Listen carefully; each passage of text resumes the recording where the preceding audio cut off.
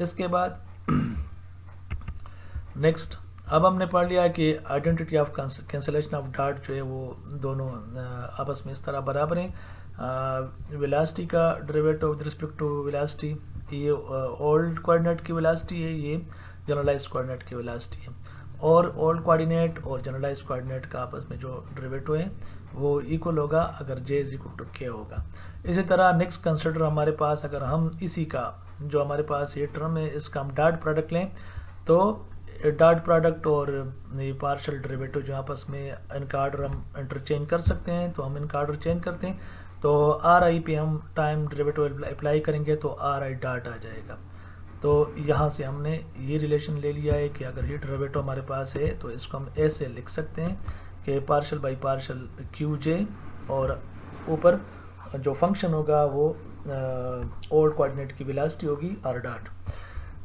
Since we know the D'Alembert principle, D'Alembert principle में ये कहा गया है कि जो अप्लाइड फोर्स है और रिवर्स फोर्स है उनका जो सम है उसके लिहाज से जो वर्क डन है वो ज़ीरो होगा, ठीक है, या उसका अप्लाइड फोर्स और रिवर्स फोर्स अगर उसका हम वर्चुअल डिस्प्लेसमेंट्स के साथ डॉट प्रोडक्ट लें तो वो भी इक्वल टू ज़ीरो होगा। वर्क डन या डॉट प्रोडक्ट हम, तो वर्क डन वाली बात ज़्यादा बेहतर है कि हम कहें कि अप्लाइड फोर्स और रिवर्स फोर्स जो है वह उनका सम जो है उसके लिहाज से जो वर्क डन होता है वर्चुअल डिस्प्लेसमेंट के लिहाज से वो ज़ीरो होता है, ठीक है।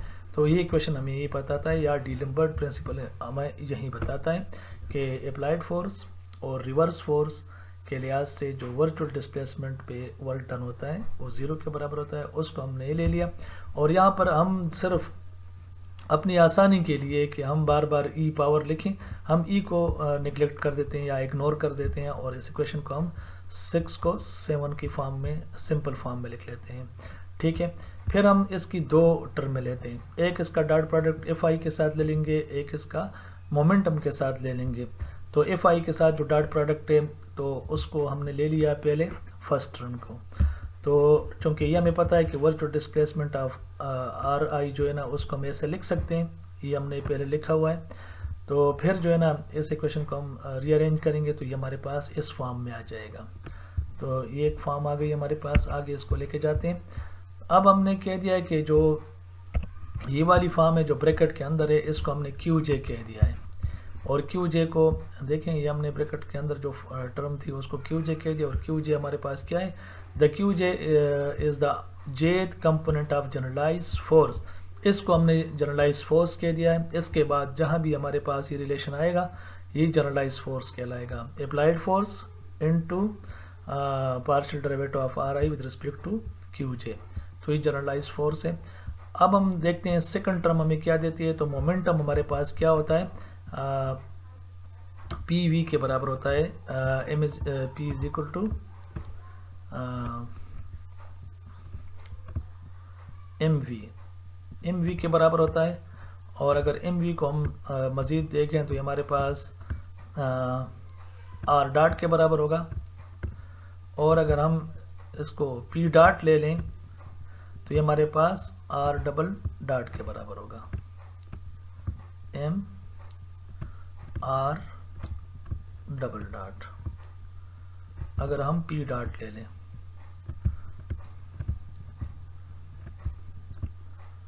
तो यहाँ पर मैंने यही पी डॉट की जगह M I R double dot लिया है, और साथ ये डॉट प्रोडक्ट है तो वो हमने ले लिया है, और वर्चुअल डिस्प्लेसमेंट का रिलेशन हमें याद आ जाएगा कि हम इसको ऐसे ही लेते हैं, ठीक है।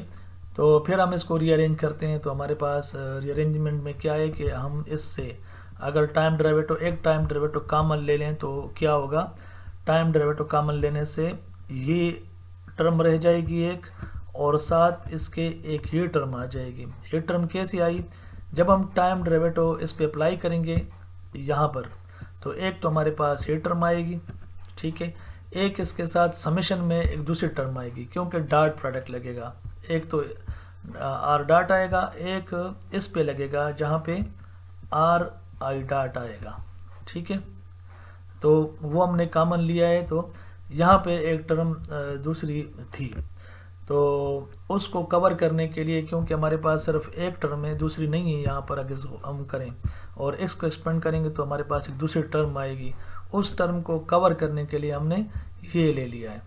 ठीक है, ये ले लिया है क्योंकि ये 3 दफ़ा इस पे अप्लाई हो रहा है ना, नहीं 2 दफ़ा, एक दफ़ा आर पे अप्लाई होगा, एक दफ़ा इस पे अप्लाई होगा। तो इस पे जो अप्लाई हुआ है वो क्या था, वो इसके बराबर एक टर्म थी। ठीक है, तो उसको हमने लिखने के बाद ऐड और सब्ट्रैक्ट करने के बाद जो है ना, हमने उसको इकट्ठा कर लिया है।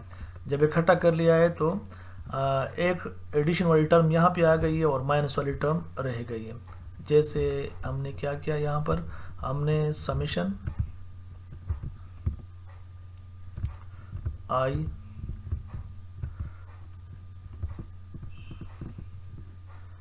M I are I dot D by D T